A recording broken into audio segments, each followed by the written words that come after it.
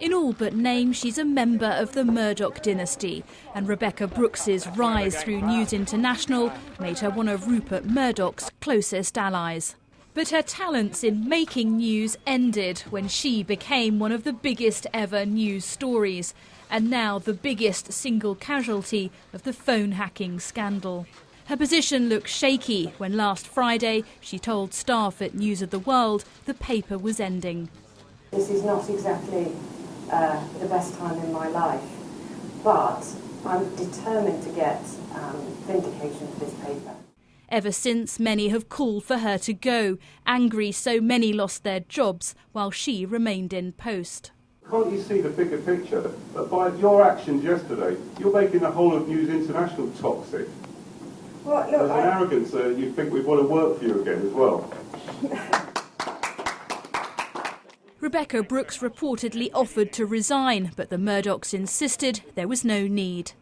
I am satisfied that Rebekah, her leadership of this business, and her standard of ethics and her standard of conduct throughout her career are very good. But as the pressure grew, even David Cameron, once a friend, wanted her out. It's been reported that she offered her resignation over this, and in this situation, I would have taken it. On paper, her career reads remarkably well. At 21, Rebekah Brooks joined the News of the World, working as a secretary before becoming a feature writer for its Sunday magazine. In 1998, she moved to The Sun, where she was appointed its deputy editor.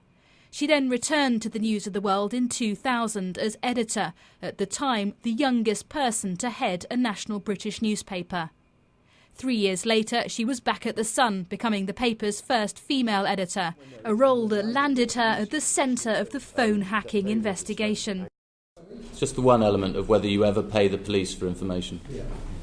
We have paid the police for information in the past, and it's been... And will you do it in the future? It depends on... We operate within the code and within the law, and if there's a clear public interest, then within the same holds for private detectives, for subterfuge, for video bags, whatever you want to talk about. It's illegal for police officers to receive payments. No, we don't. As I said, within the law. The questions didn't stop when she became chief executive of News International. She always denied knowledge of any illegal behaviour, but her defiance did little to dampen the backlash. A backlash that's cost her job and left Rupert Murdoch with an awkward gap in his media empire. Laura Bundock, Sky News.